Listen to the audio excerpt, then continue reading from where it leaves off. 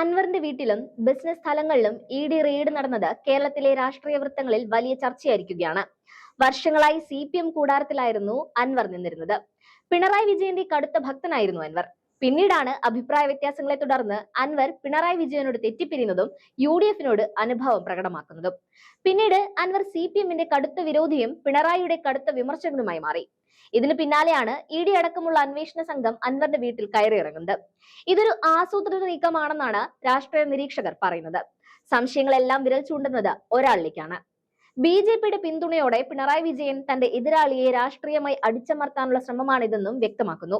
റെയ്ഡിന്റെ സമയവും രീതിയും വിവരങ്ങൾ പുറത്തു വന്ന രീതിയും എല്ലാം കണക്കിലെടുക്കുമ്പോൾ ഇതൊരു രാഷ്ട്രീയ ആക്രമണമാണെന്നുള്ള കാര്യത്തിൽ യാതൊരു തർക്കവുമില്ല. റെയ്ഡിന്റെ പശ്ചാത്തലത്തിൽ ED ആരോപിക്കുന്നത് 2015-ൽ PV അൻവറും അദ്ദേഹത്തിന്റെ ഡ്രൈവറും ചേർന്ന് 12 കോടി രൂപയുടെ വായ്പ എടുത്തെന്നാണ്. പക്ഷേ ഇത്രയും കാലം അതിനെക്കുറിച്ച് ആർക്കും പരാതിയില്ലായിരുന്നു. ഇപ്പോൾ അൻവർ UDF-ലേക്ക് ചേരാൻ ഒരുങ്ങുമ്പോൾ അതേ പഴയ കേസിനെ വീണ്ടും ഉപയോഗിച്ച് ED റെയ്ഡ് നടത്തിയത് രാഷ്ട്രീയ ഉദ്ദേശമുള്ള നീക്കമാണെന്നുള്ള കാര്യത്തിൽ സംശയം വേണ്ട.